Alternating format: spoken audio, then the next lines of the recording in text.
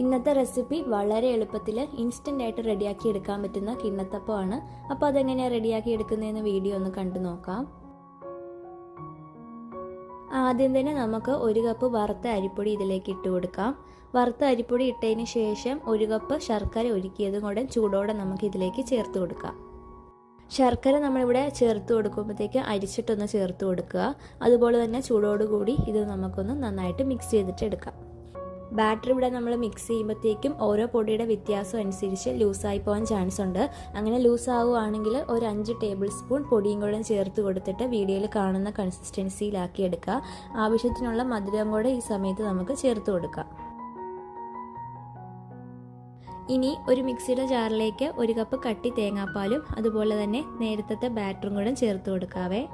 2 ഏലക്ക ചതച്ചതും അതുപോലെ തന്നെ 2 ടീസ്പൂൺ പഞ്ചസാരയും 1 നുള്ളുപ്പും കൂടെ ചേർത്തിട്ട് ഇത് നന്നായിട്ടൊന്ന് അടിച്ചെടുത്തിട്ട് വരാം.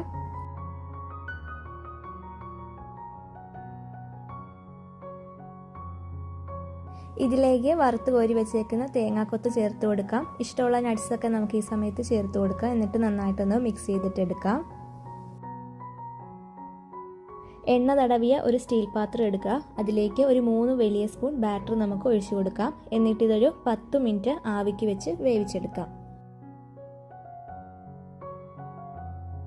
ഇനിയൊരു 10 മിനിറ്റിന് ശേഷം നമ്മളിതൊന്ന് മൂടിയൊന്ന് തുറന്ന് നോക്കുക. എന്നിട്ടൊരു സ്റ്റിക്കോ ഒരു നൈഫോ വെച്ച് അതൊന്ന് കുത്തി നോക്കുമ്പോഴത്തേക്കും ഒട്ടും തന്നെ ഒട്ടിപ്പിടിക്കുന്നില്ലെങ്കിൽ ഇത് നന്നായിട്ട് വെന്ത് കിട്ടിയിട്ടുണ്ട്. ഇനി ചൂടൊന്ന് ആറിയതിന് ശേഷം നമുക്ക് വേറൊരു പാത്രത്തിലേക്ക് മറിച്ചിട്ട് കൊടുക്കാം. ഞാനിവിടെ കിണ്ണത്തപ്പം റെഡിയാക്കി എടുത്തേക്കുന്നത് വളരെ തിന്നായിട്ടാണ്. കട്ടിക്ക് വേണ്ടവർ അങ്ങനെ ഒരു പാത്രത്തിലേക്ക് ബാറ്റർ ഒഴിച്ച് ആവിയിൽ വെച്ച് വേവിച്ചെടുത്താൽ മതി. സാധാരണ നമ്മൾ കിണ്ണത്തപ്പം ഒക്കെ റെഡിയാക്കി എടുക്കുമ്പോൾ ഒരുപാട് സമയം നമ്മൾ എടുക്കാറുണ്ട്. ഇത് വളരെ പെട്ടെന്ന് തന്നെ നമുക്ക് റെഡിയാക്കി എടുക്കാം. നല്ല സോഫ്റ്റ് ആയിട്ടുള്ള അതുപോലെ തന്നെ അടിപൊളി ടേസ്റ്റ് ആയിട്ടുള്ള കിണ്ണത്തപ്പം ഇവിടെ റെഡി ആയിട്ടുണ്ട്. ഈ ഒരു റെസിപ്പി എല്ലാവരും തന്നെ വീട്ടിലൊന്ന് തയ്യാറാക്കി നോക്കിയിട്ട് ഫീഡ്ബാക്ക്സ് അറിയിക്കുക. ഇൻഷാ അല്ലാഹ് നല്ലൊരു റെസിപ്പിയായിട്ട് വീണ്ടും കാണാം.